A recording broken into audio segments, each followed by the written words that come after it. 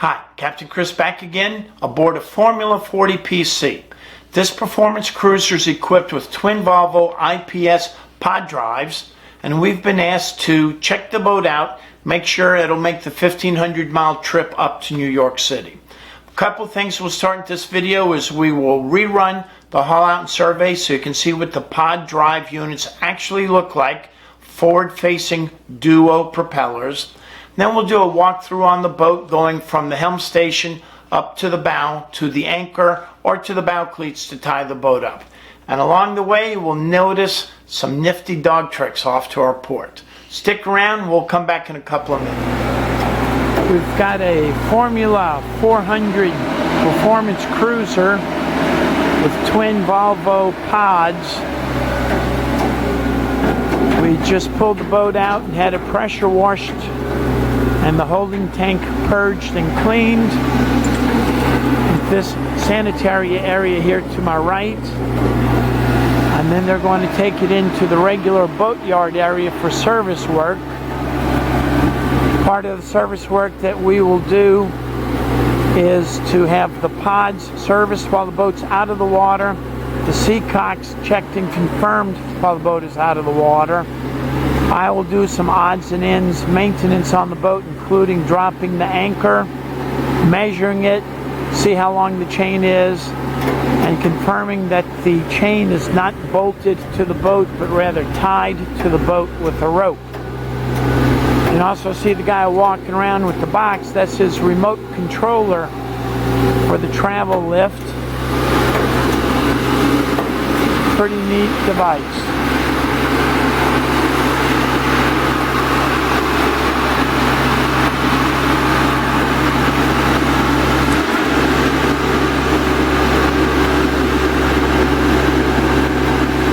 I'm glad I didn't park my car there. That's my car over there. So now they'll come back with the wooden blocks to put under the keel, and then tripods to keep the boat from tipping over. It'll be here for a week or so. The pods will be serviced, the lower unit oil will be changed. Propellers will be removed, sent to a prop shop and inspected. And we're also putting line cutters onto the duo prop Volvo IPS system. If you have any questions about Volvo's IPS pod drives, either underwater or the electronic joystick, ask Captain Chris. Today's the day. This is a Formula 40 PC. That's a 40 performance cruiser. Dark blue hull. We're in Stuart, Florida, and you can see it's got a New York registration.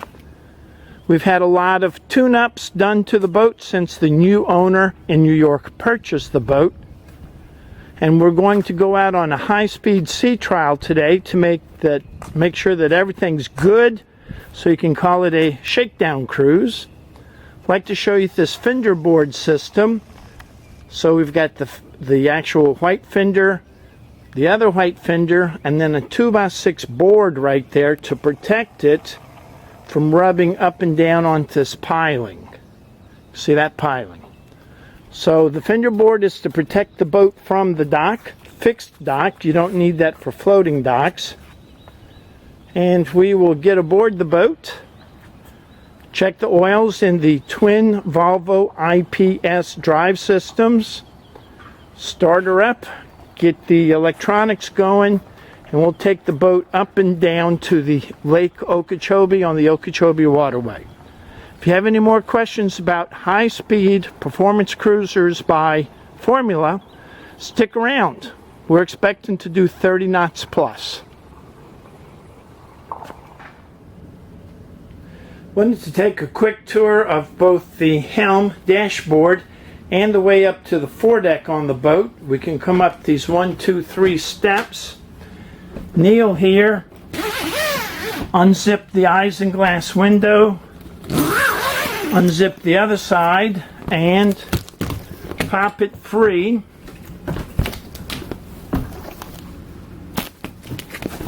And then take this and flip it over. and set it back underneath the radar. This is just temporary. Take this door hinge, windshield, and hinge it open. And then this is the easiest way for your deckhand to access the bow. It's in the morning. It's a little dewy here in South Florida, so you can see the dew. This is where the bow cushion goes, the port bow cushion, but here in the middle, you can hear it with the non-skid material, so that way your deckhand won't slip and slide overboard. Coming up to the anchor, first let me look at the remote control spotlight, and then the anchor. Here you've got the windlass that has both the, actually it's a capstan that will pull up the chain and the rope. We have an anchor washdown water hose here, the up button, the down button. This is the clutch adjustment tool, and you can see the anchor there with the swivel built into it. And when I opened it, it bumped against that light a little bit, so I'll go back to the dashboard and I'll take the light and I'll straighten it up a little bit, that way it won't bump. So walking back again, you can see my shadow, and then you hear coming up onto the dashboard and onto this non-skid area, down these 3 steps, 1, 2, 3, and then on the ground, and again you can see the bow of the boat. Here's a neat way to wash your dog. Just spray the water hose and let them chase the water hose back and forth, get a little exercise, get cooled off. Come on, Willow, let's go, let's go, let's go. Up, back and forth. So she's getting wet, she's getting some exercise, then she's going to go up on the boat and lay down in the hot sun and dry off. And the whole idea of getting wet is to keep her cool in the hot sun. So if you've got a 4-leg fur baby that you want to take on the boat with you, this is a trick that I just learned in Stewart. Say hi to Willow and Willow's mom. Speak. Say, Willow, happy birthday. Willow, say hi. she sings. She does. When we sing happy birthday, she happy birthday, Willow. Happy birthday to you. Happy birthday to you. Happy birthday. Not doing it. Not today. Oh well. All right. Thank you for the show. We appreciate it. Thank you for letting me hose her. All righty. Bye-bye. Bye-bye. Time to check the oil on the boat. We've got 2 options. If it's nasty weather outside and you just want to do a quickie check, you can open this up, pick up the hatch, turn on the lights downstairs, and then you've got the starboard engine and the port engine and the generator. So that's real quick and easy for you to pull the dipsticks. You've got the battery switches there for port and starboard. You've got the master battery switch, circuit breaker for your anchor windlass, and then that is the macerator overboard pump switch. So we've got a lot crammed down inside of here, but these are IPS Volvo drives.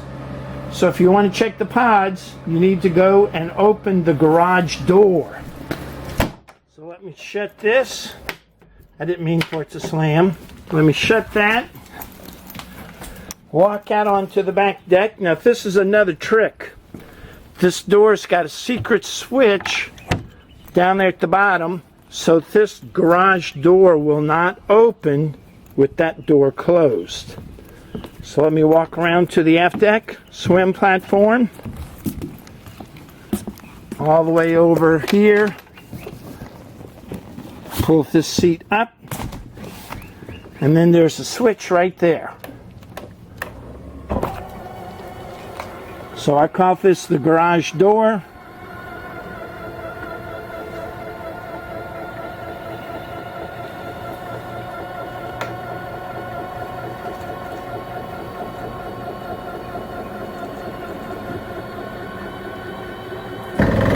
Okay, so that's fully open. Now looking in the back of the engine room, you can see we've got a pod unit here. This is a Volvo IPS pod that goes straight down and the propellers face forward. That's the engine, the Volvo diesel engine, the starboard engine, and the starboard pod over here. Again, it goes straight down and the propellers face forward. It's dual propellers or duo props.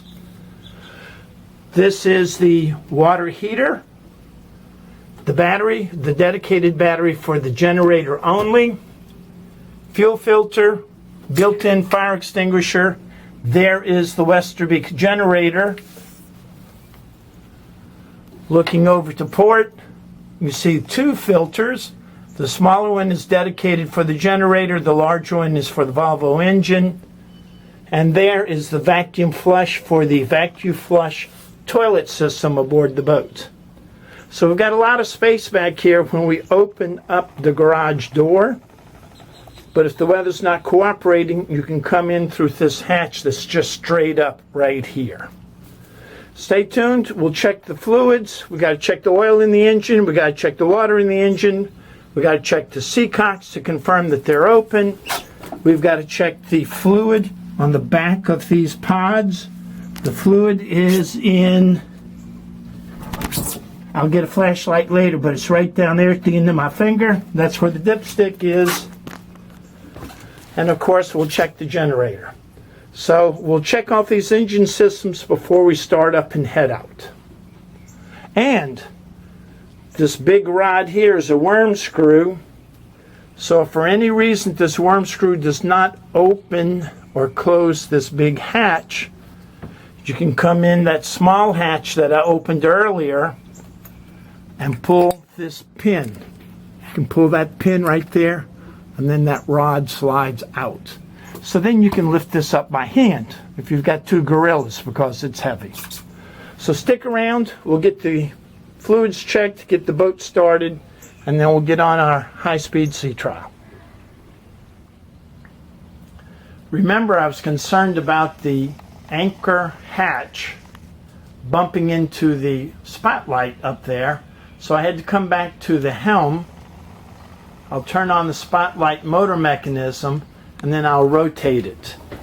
Sitting down here, ACR brand on, and let's see if it turns.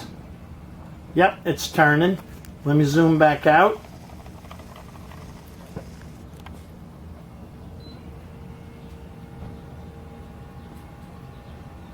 The lights are on. Let's see if I can turn the lights on or off. Guess not.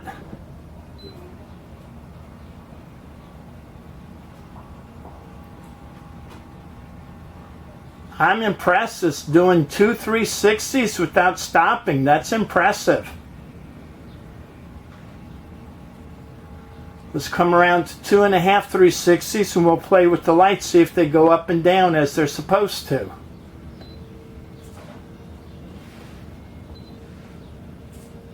So they're moving inside the fixture. We cannot see it. Try it again.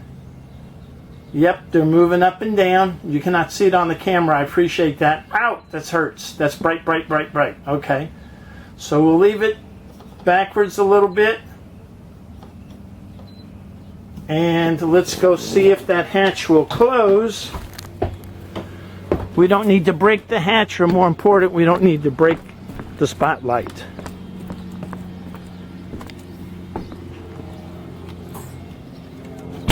Beautiful.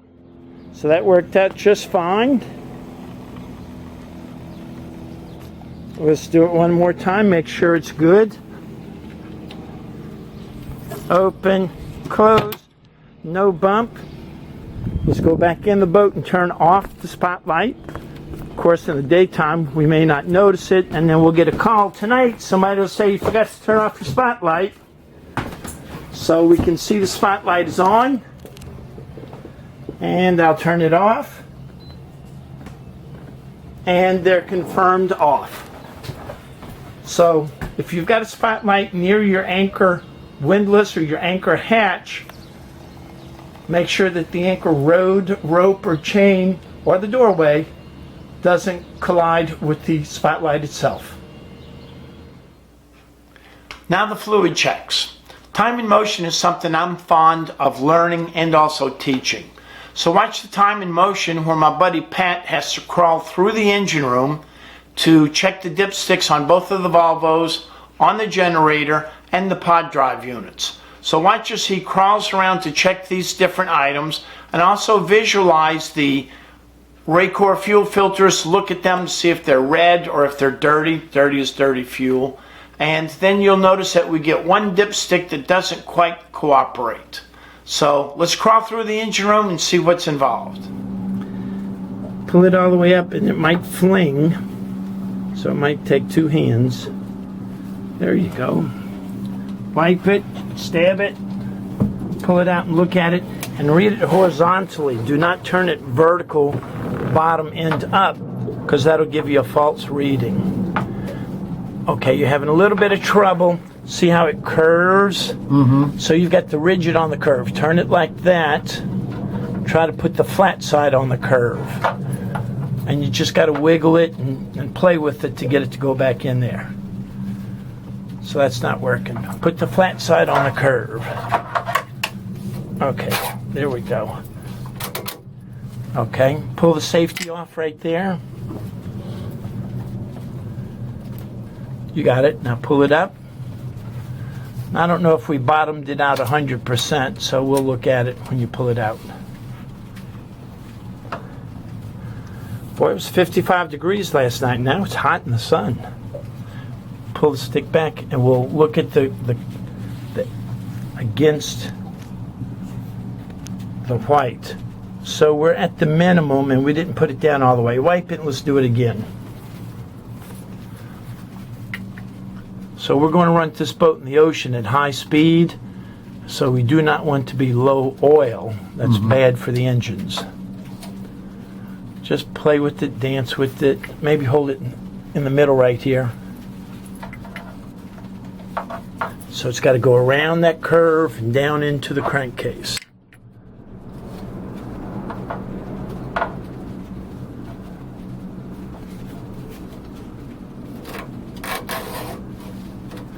And push it all the way down, all the way down.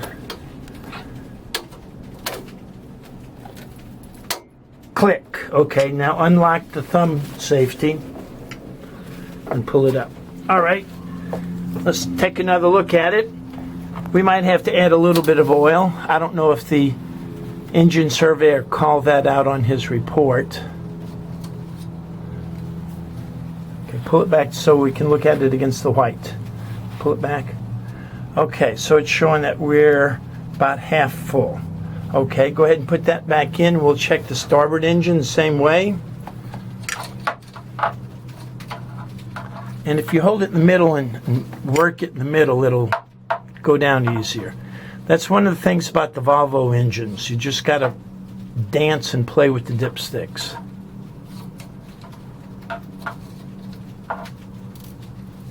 There you go.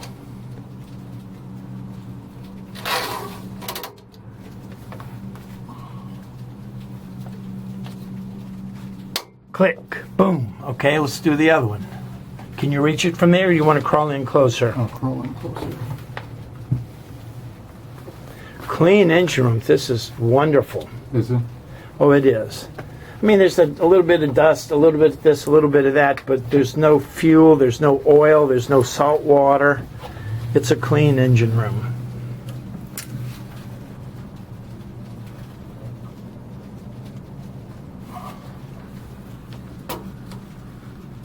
There you go.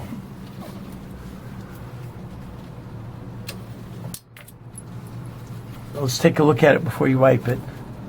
Yeah, it's about 1/3 full. Okay, wipe it. Let's look at it again.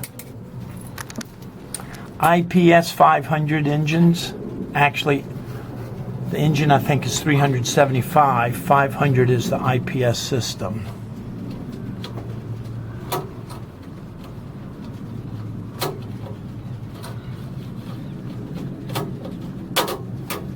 Click. Okay, good.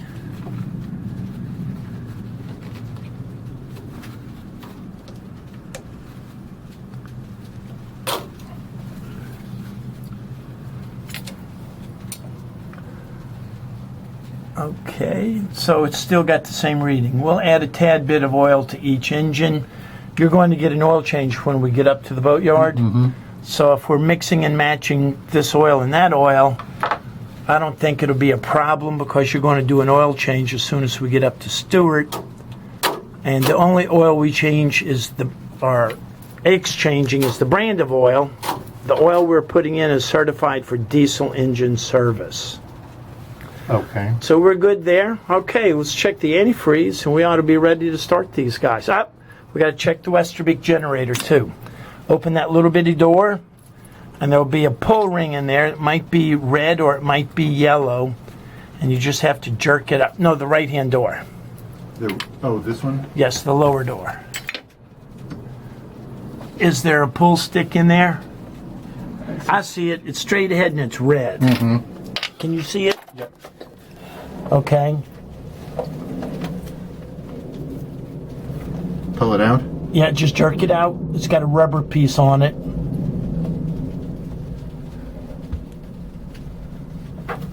And we might put some white tape or yellow tape on it sometime so you can find it easier. Will it come out? Yep. Okay. We're looking good there too. Okay. Stick her back in there and we're good with the generator. So pretty soon we'll be able to start up and cast off and leave Dania Canal, head out to the ocean and head north to Palm Beach and then to Stewart. So that's what I was talking about, wiggling in there. Yeah. You want me to hold your phone or your wallet? Just sit right here. Okay. Boy, your wallet's 3 inches thick. It's all that money I make, I gotta keep in there. Is it money or credit cards? It's credit cards, business cards.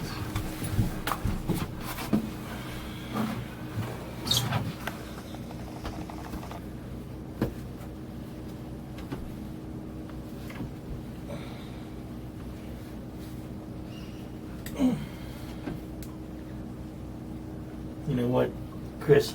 I gotta get my glasses. They're also in that in a plastic bag. Okay, we'll that- take time for station identification and come back with your spectacles. Yeah. Okay, now that we can see, we can resume. Yeah.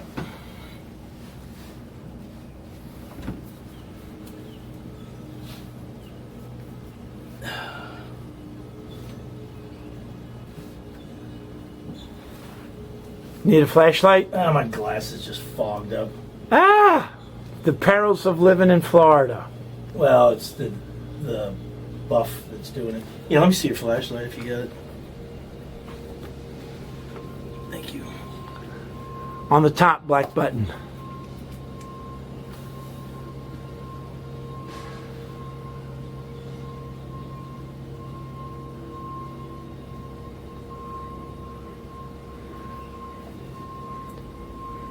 While Jim's wrestling the giant anaconda, I'd like to point out the fact that we've got Shore Power 1 30 amps, Shore Power 2 30 amps, cable TV. We also have a city water hookup right here. And then that's the waste pump out for your black water tank or your sewage tank pump out right there. So back to the action on the generator. How's it looking? Looks good, but I just want to double check it. Okay, should be yellow oil. It might only have about an hour on since the oil change.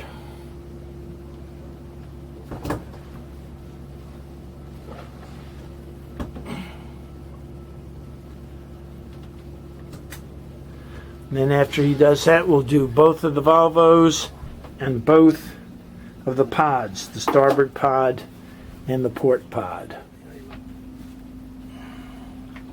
Now we're doing the Volvos.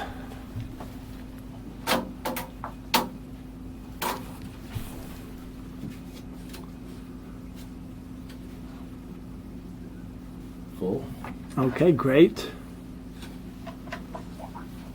And before you pull the next one, can you point out the little safety catch to the camera, please? Right here. On the port engine, the camera can see it better. Oh, the lip of the dipstick has to go down below that Right. And you hear it click. We heard the click, right. Okay, good.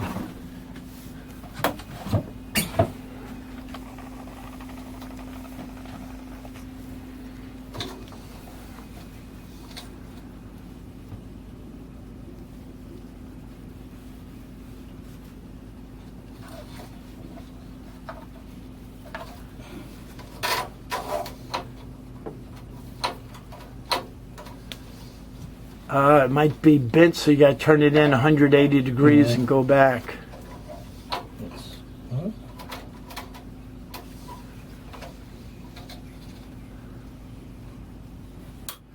Is there a warp on the tip of it? No, just let me make sure I get it.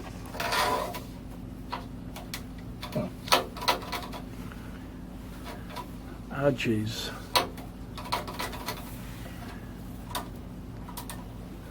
So the tube is a plastic tube. It's not even a copper tube. Right.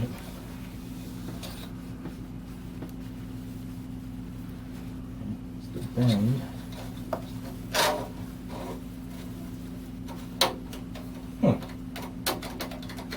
That's strange. We'll think about that. Try it the other way.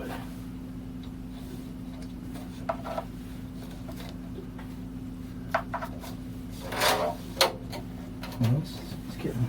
Okay, I'll call the Volvo guy, see what he's got to say about that. And I'm worried about that plastic tubing because it is plastic, it's not metal, Yeah, so that's why I'm looking down here. can't get too rough with it.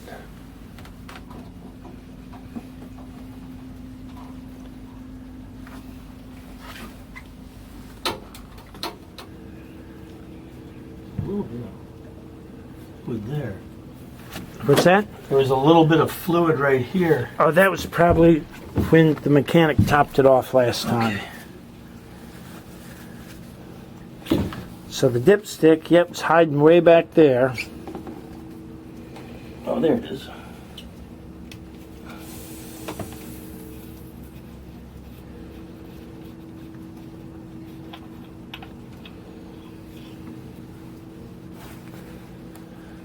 Okay, there's the maroon plastic dipstick, and you're reading the stain right there. So it's full. So that's full.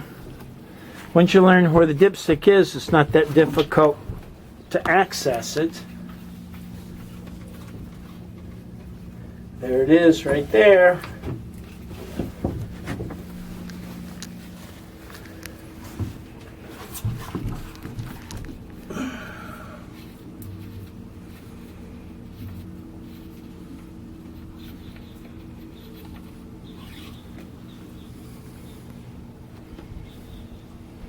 There you go, reading the stain, so we're good.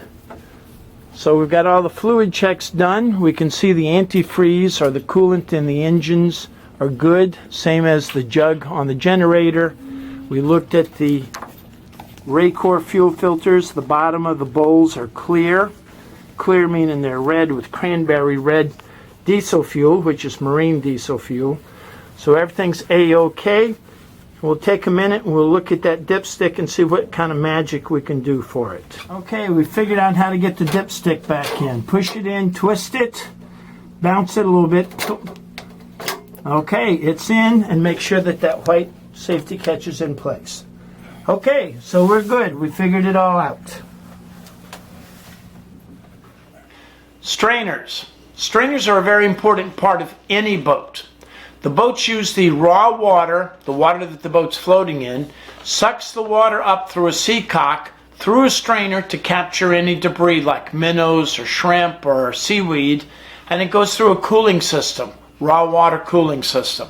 So the Volvo strainers are actually mounted up on top of the engines, so they're easy to visualize. Just look inside the top of the strainer. But the generator strainer is down in the bilge under the floor plates. So you'll notice that we actually have to open the top of the strainer, and in this case we leave the seacock open so that the water will rush into the boat, and as the water rushes in the boat, it goes back to the back of the boat where the bilge pump is. So we're actually checking the float switch on the bilge pump and confirming that the bilge pump works. By the way, we're in fresh water in the Okeechobee waterway. So we'll actually clean that strainer, put it back together, then we'll go forward into the cabin and we will check the air conditioner strainer. Very few people realize that the air conditioner uses raw water to cool the freon in the compressors, the air conditioning compressors.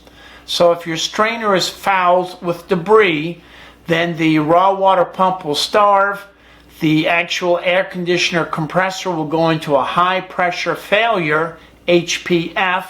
You'll see that on the control panel on the wall. And we have to clean out the strainer, put it back together, and we also have to burp the air out of the system. Not all boats require burping the air out of an air conditioner water pump, but this boat does. So watch. It's going to be a little bit of grunting and a little bit of struggling because these strainers are not easy to get to, but you need to learn how to do it on your boat too. We're checking the strainer on the generator. See, it's marked generator right there. Usually when they're installed in a boat, you can swing the cap back and forth, but this won't allow it. So we have to unscrew this wing nut all the way and run the risk of dropping the wing nut, which is not fun. And before anybody says anything about why did I not close the seacock, the answer is I want to test the bilge pump, make sure it's working. And I can hear it running in the back. There's a clean strainer, so I'll stick it back in, pull it out again. See, there's a little indent right there. There's a thumb in the bottom of the strainer. It's got to sit on the thumb. You get it to go all the way down. Put this back.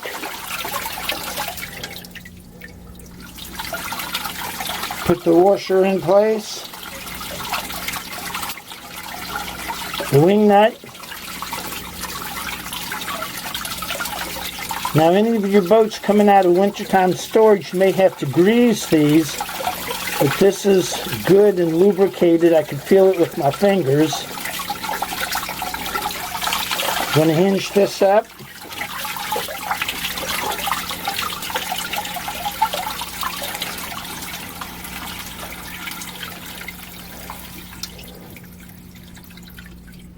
And tighten that down with my fingers. And just give it a tiny little umph. Tiny. Tiny, and we're good. And flashlight. There's the seacock right there. Hear the bilge pump come on. There's the seacock, so we're good. So this is the strainer and seacock for the Westerbeek generator. And we've already checked the oil. So let me go ahead and do a start. I want to do the preheat. Hear that clicking noise? That's the electric fuel pump clicking. And the glow plugs are glowing and heating up the air intake. I'm going to take my second finger and start it.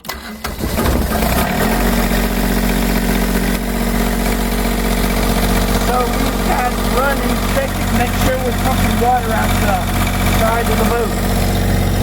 That's the exhaust right there. That's going out. Yeah, you're pumping. Okay, we're pumping. That's the muffler, and that's the exhaust port out the side of the boat. So let me come back over here and turn it off.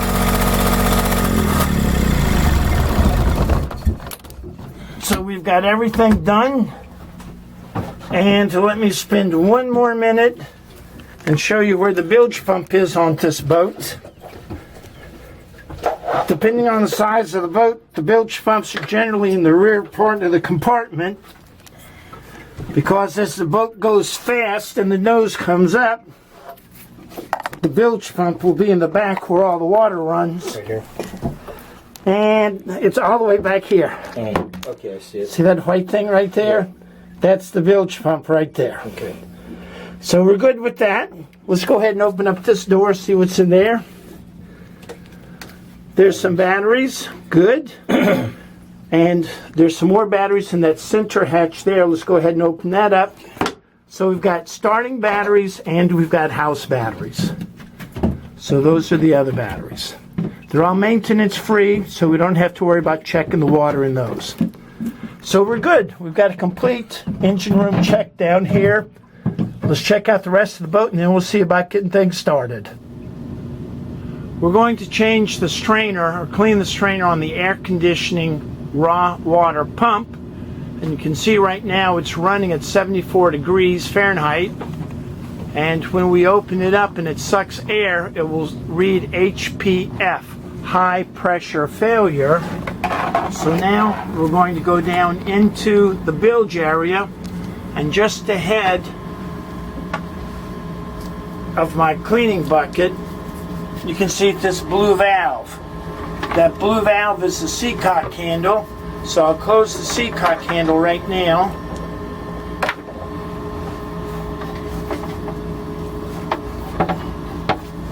Goes forward.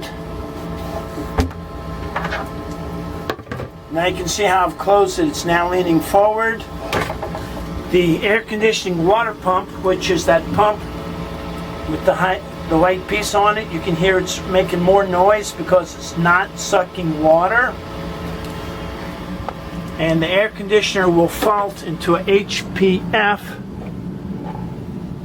Has not faulted yet, but it will fault in an HPF. And we'll unscrew this. Can you grab those pliers, the air conditioner pliers? We've got special pliers for the air conditioner just because don't want to go in the engine room to get the toolbox. HPF going there. Okay, so here's our HPF. High pressure failure. So that means that the computer saw that the Freon was not being cooled. Hot Freon is high pressure, so we have high pressure failure. And now let's go ahead and clean the strainer. Screw there. So you can see the strainer. We've got a wing nut there and another wing nut there. Can you hold that like that? Okay. The noise you hear right now is just the blower. So the fan blower is running, but not the compressor. And that one's still tight. See, we've got our special air conditioner pliers.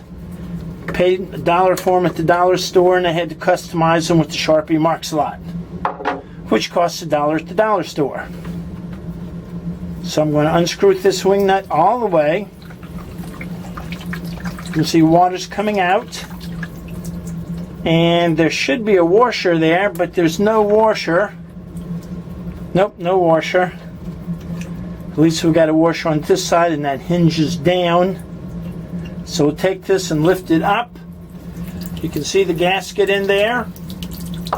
Set that on the side. Pull this up. Set it in the bucket. So we've got some dirt in there. It's not as filthy as I assumed it would be, but we will clean it. Let me take my scrub brush and get in here and clean the walls.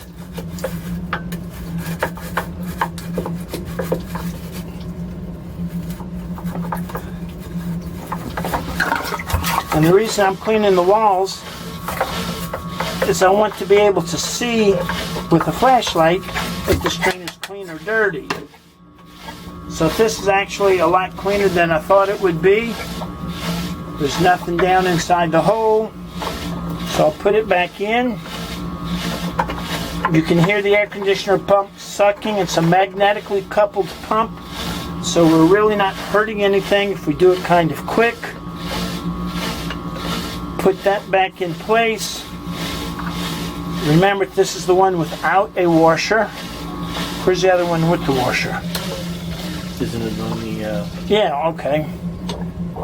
Okay, so now what I'm going to do is I'm going to prime this. You can see it's flooding a little bit. I'm going to open this valve. Now that the valve's open, you can see the water's rushing out. Put that on top.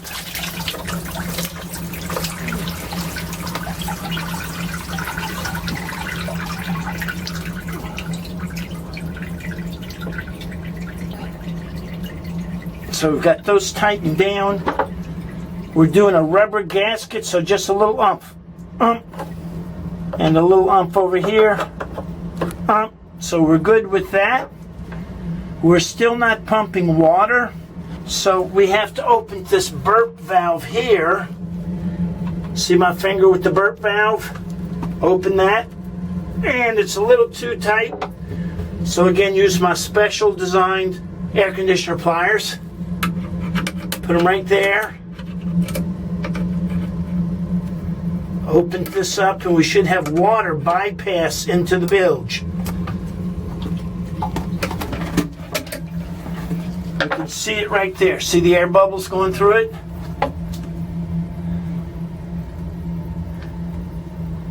Not enough, not yet. Let me open it some more.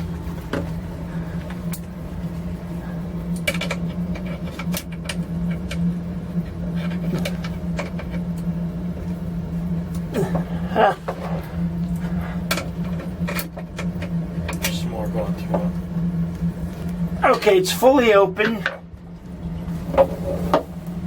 I'm going to turn off the air conditioner circuit breaker and turn it on again because the air conditioner water pump is not running. So let me come over here on the 120 volt panel and turn it off. So hopefully this will recycle the computer and turn the water pump back on again. So we're in the 120 volt panel.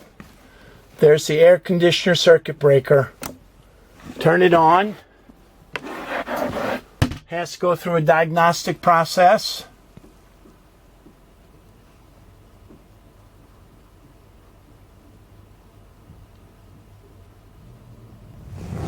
I heard the fan come on.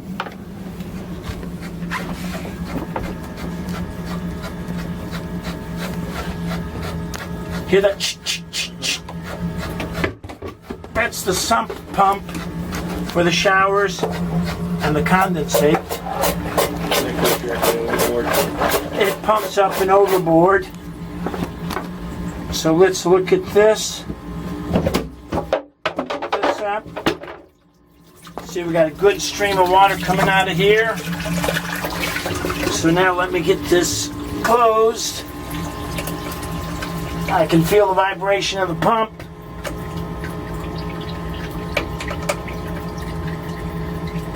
Okay, that valve is closed. And you can see we no longer have water coming out of the bypass tube. So now all we have to do is walk outside on the back deck of the boat and see if we're pumping water out the side of the boat. In the meantime, since we cleaned that basket, see, we can see, literally, we can see through here. Not that it's crystal clear, brand new, but we can see that it's not full of debris, mud, and leaves. So let's take a walk. Sorry, one more time. There's the valve. See the valve right there? Let's take a walk. Look outside and see where the air conditioners discharge overboard. There's our buckets to catch the mess.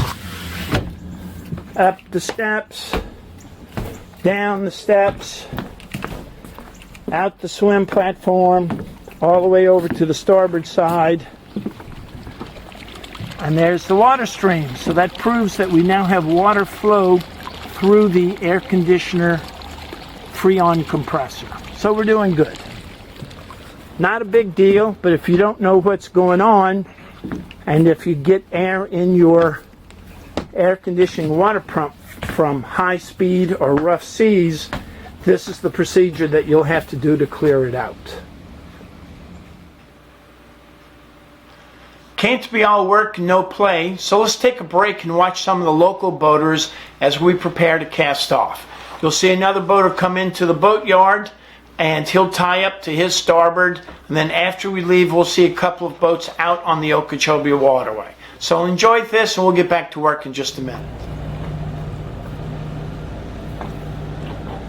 Beautiful sport fishing boat coming into River Force Yachting Center in Stuart. You heard his bow thruster. Two of the guys that work here at River Forest. Guy on the left in the blue is going to catch the bow line.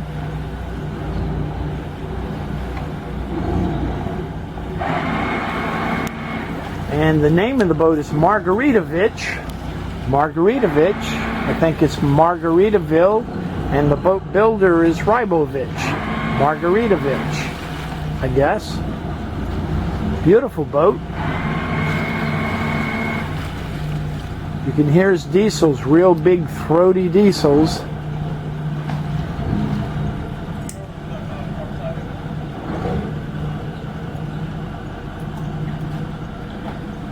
Sweet, simple landing. Drive in, snug up to the bulkhead, boom, you're done.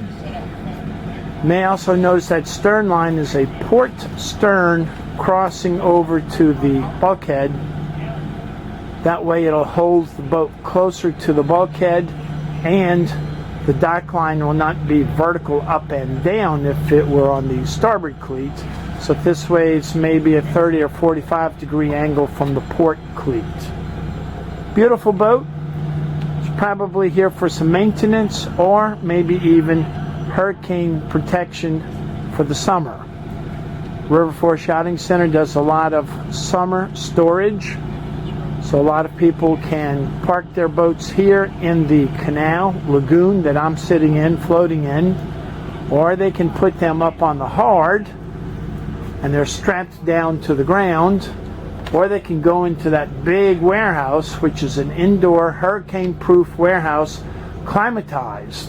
So you can leave your yacht indoor with all the windows and doors open in the yacht, and the entire building is climatized, both for air conditioning and for humidity.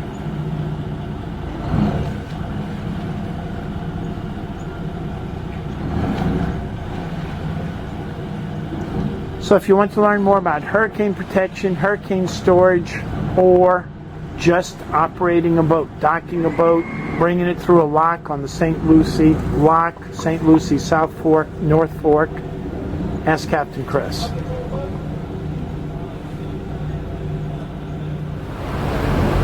Okeechobee Waterway. This boat is eastbound towards the Atlantic Ocean. It's a marine trader, looks about 32, 34, maybe 36 feet.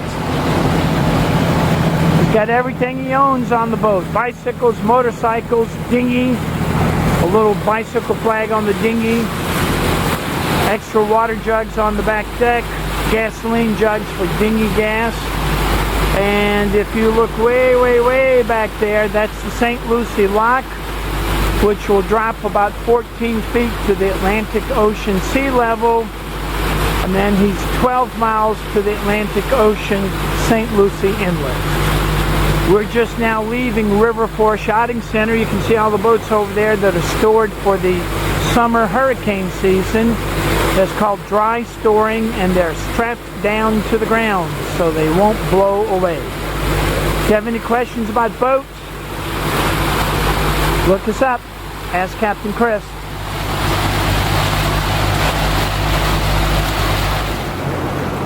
It's the middle of the afternoon. You don't have anything to do, nowhere to be. Take your dog for a walk on the beach. We're on the Okeechobee Waterway, half between the St. Lucie Lock and the Indian Town Railroad Bridge. And you can see we've got a very nice Grand Banks Classic anchored here. In a moment you'll see his dinghy to the left. There you go. So he's just out exploring, looking for, I'm not going to say seashells, this is fresh water. So I guess he's looking for other things. Evelyn. Traditional Grand Banks. Twin engine. That's a twin engine GB. That's rare at that vintage. If you have any questions about cruising the Okeechobee Waterway or launching your dinghy and taking your 4-footed furry friend on shore patrol, ask Captain Chris.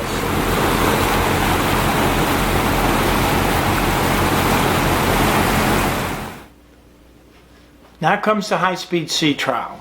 We get out into the Okeechobee waterway. There's no boats anywhere for miles around, and we open her up. We run up to wide open throttle, then we pull her back to an easy cruising speed.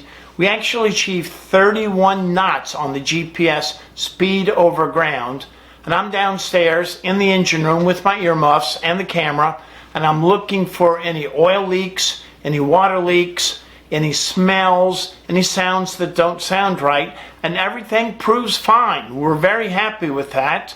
After we stop the boat, I get out of the engine room, close the hatch, then we do a little bit of joystick experimenting by a nearby dredge, and then we return to the marina and we actually launch and recover the anchor.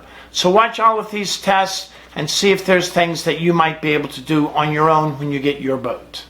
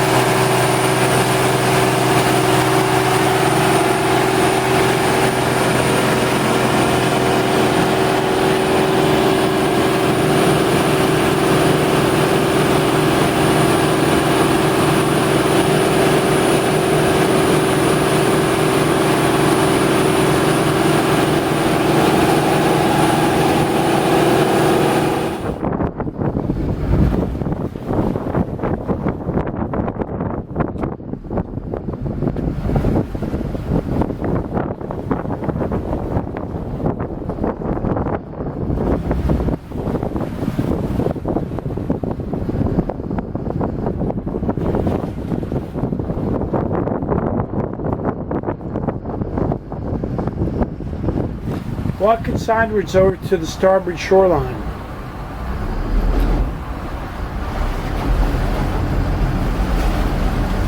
Okay, now just push it straight over.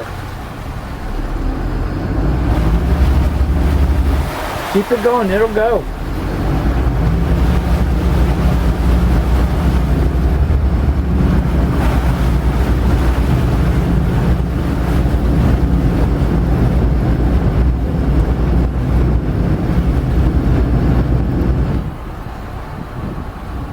It's a nifty little gadget, isn't it? Have you backed into a slip with that before? Sure. Go ahead and practice right now.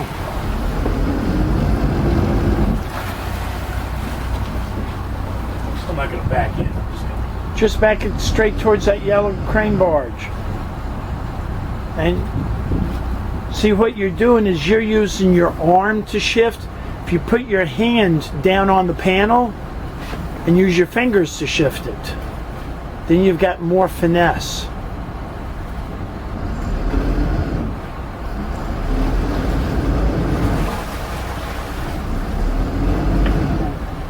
Okay, instead of pulling it back a whole lot, just pull it back a little bit and let the boat catch up. No, pull it back a little bit and hold it. Okay, you went too far. Now pull it half that way. The engines just have to speed up. Straight down here. Okay, just pull it back a teeny bit. Too far, too far. Just pull it back a teeny bit and hold it. Pull it back and hold it. Okay, pull it back and hold it. Four princess. Okay, now you got it.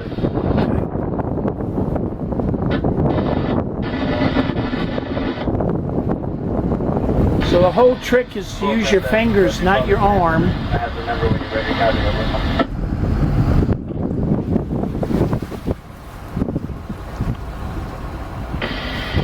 Captain number is 935.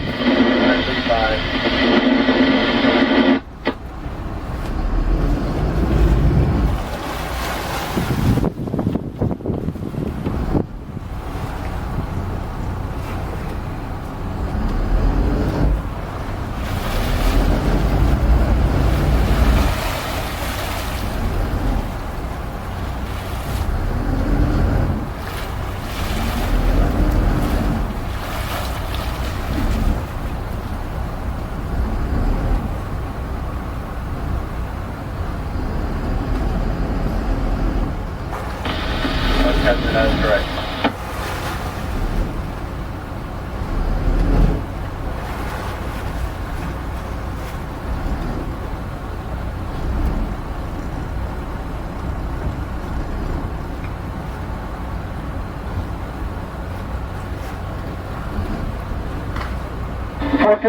Four fish marina to the Mesa, come back over.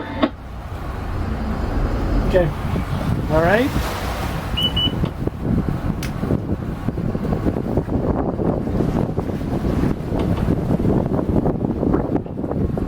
Let's go out here a little bit more. Go back to the joystick. Okay.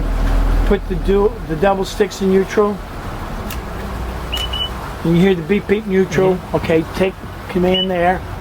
Okay, drive with the joystick just for a minute. Okay, let go of the joystick and then just grab those. Don't even push a button. Just grab them and push them forward. Okay, So there's the safety. So you don't, if you forget to push the button, that's not a problem. Okay. So the double sticks will take over, but the joystick will not take over unless you push the docking button. Gotcha. Helps eliminate a few surprises. Doing a little docking practice maneuvering with the Volvo IPS pod drive system on this Formula 40. Notice how the boat moved and there's no bow thruster. And pardon the fenders, but we're just doing this for the sake of the video. We just untied from all of these dock lines on the bulkhead. So you can see how he's walking the boat parallel back to the dock. not using a bow thruster because there is no bow thruster.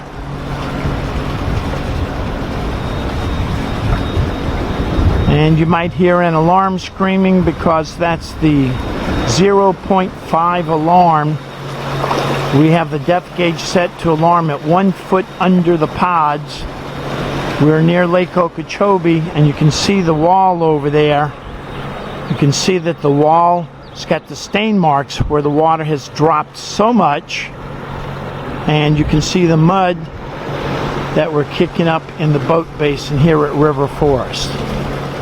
So watch him doing the twist. No bow thruster. In fact, he's using the joystick to do all of this work.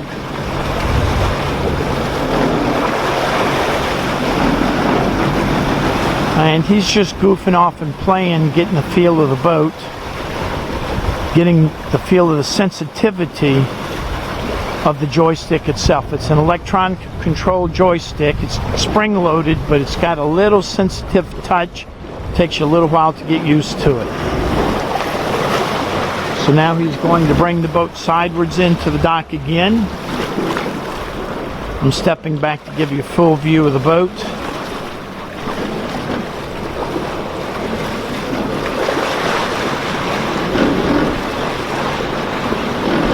Just parallel parking at its finest. Anybody saw the Super Bowl this past year? There was a car that does self-parking. Of course, boats don't do that, but this is doing parallel parking. No bow thruster, no stern thruster. These are pods, the Volvo IPS pods. So how sweet can this be? You can see his hand on the joystick right there.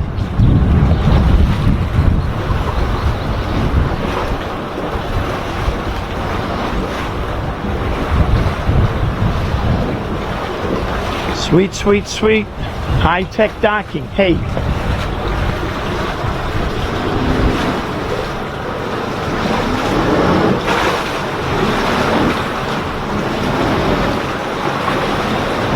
So now he's going to parallel park, take it away from the dock. You can see some thrusts coming down here.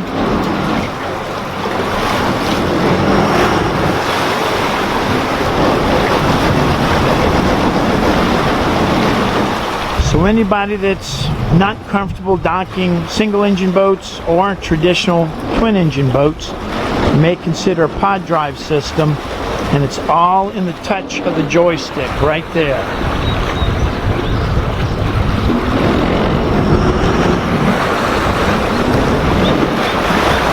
So the joystick not only has the directional control, forward, neutral, reverse, or rotate as he's rotating right now, but it also has a throttle control built into it.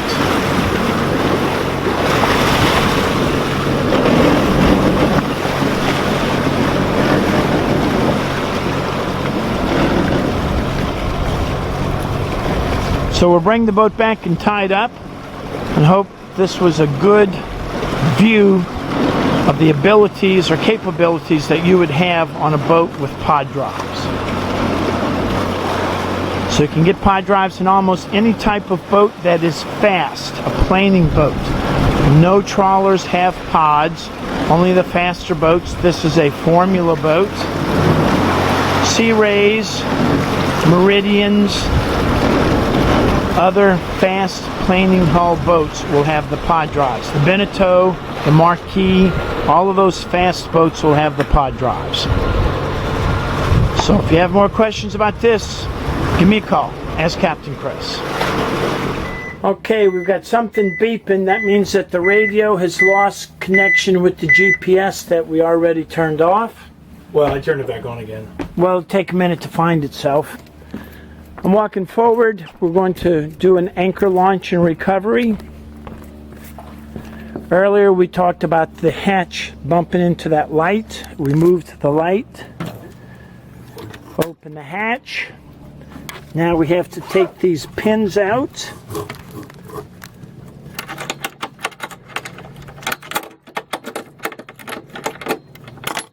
That pin out first. That pin out second. We'll pull this piece out. That's called a chain stopper. We'll set it right there. And okay, Pat, let her go. Okay, Pat, let her go.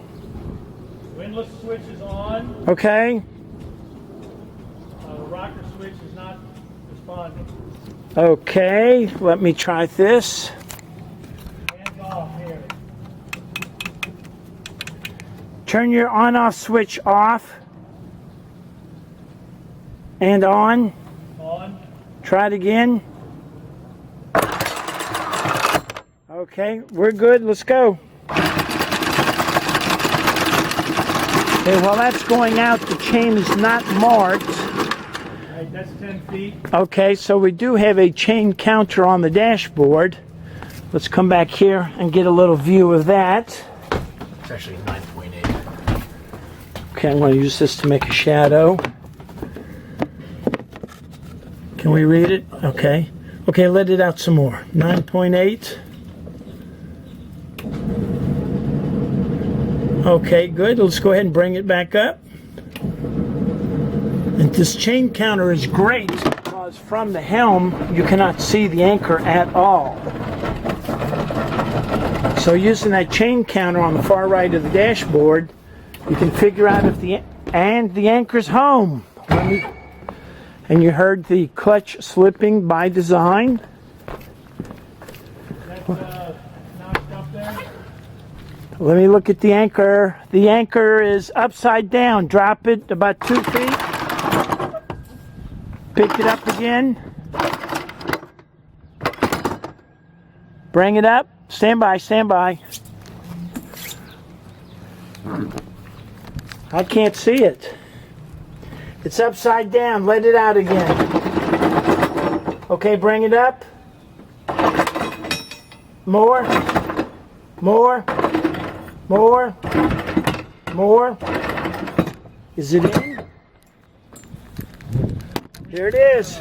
Yep, it's here. There it is. Okay. So all I've got to do now is put this back in place and we can shut it down. We're doing good. So what you cannot see here from the helm, probably 25 feet back that way, you may still need to have somebody up here to witness that the anchor's in place, just like I had to see if it was upside down. Here's the up button, the down button, and we've got drinking water that we can hose everything off, keep the mud off the deck of the boat. So this is a pretty good outfit. Do want to make mention that the head or the clutch control is way down here, and Formula built this extension post to go in there and then use that T-handle. Let me get over here so you can see better without my shadow.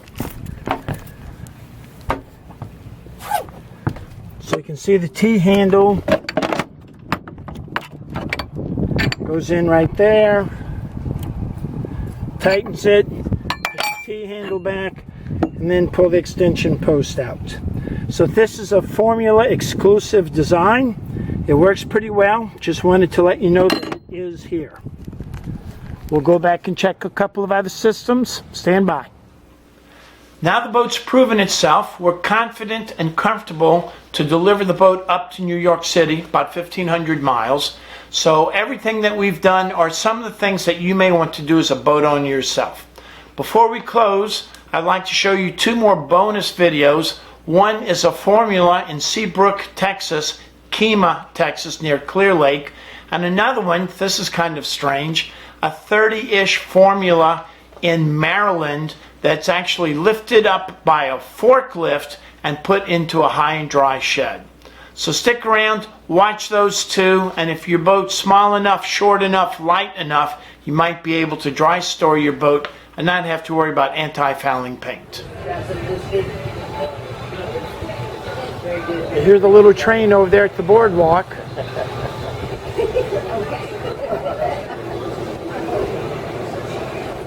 I think that's a Formula brand boat. It is Formula, yeah. Yep. Pretty looking boat. The blue color makes it very striking. See his green light and his white light, forward light. Seabrook, Texas. He's got his generator running. See it spitting out the side.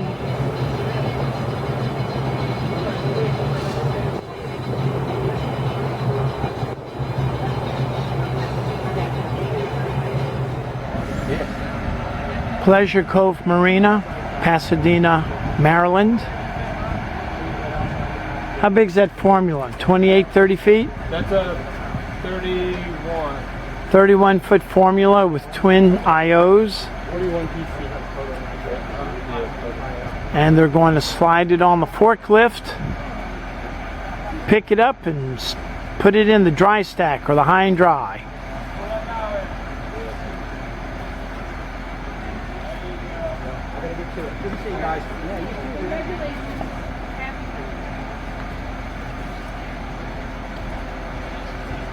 Any minute, there you go. He's lifting the fork. There's the boat.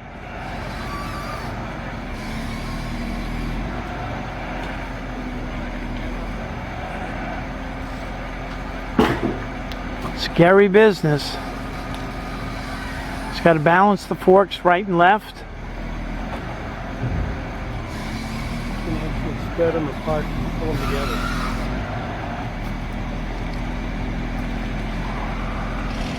Now he's tilting the fork back so the boat won't slide off.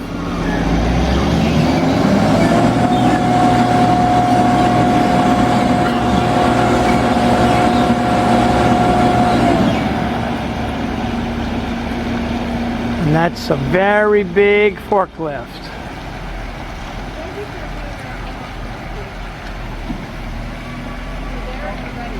I'm going to walk to my right.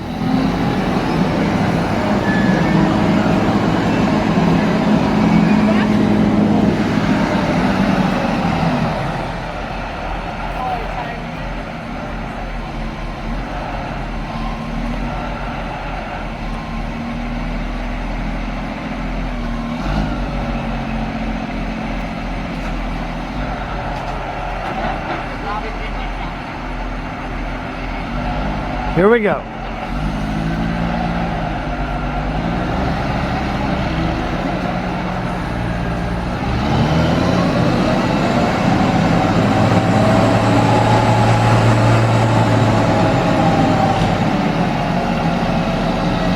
And he's going to put the boat inside that big yellow and white striped warehouse, out of the sun, out of the weather, out of the salt water.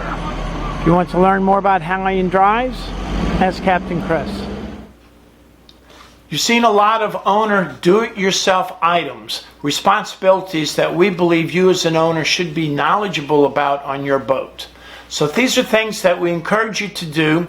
If you're not comfortable doing some of these simple chores, we encourage you to take a class, a do-it-yourself class. We offer an Introduction to Boat Systems class in Vero Beach. We also offer a Cruising 101 Fundamentals class, emphasis on fun, and then you can be more comfortable, more confident in your boat. The most important takeaway from this is you see what's involved in boat ownership, so we ask you to look at these things before you buy the boat, and we can help you in the pre-purchase process, and we can also help you after you buy the boat. We can teach you the maintenance procedures, and we can teach you how to operate the boat, both docking and anchoring.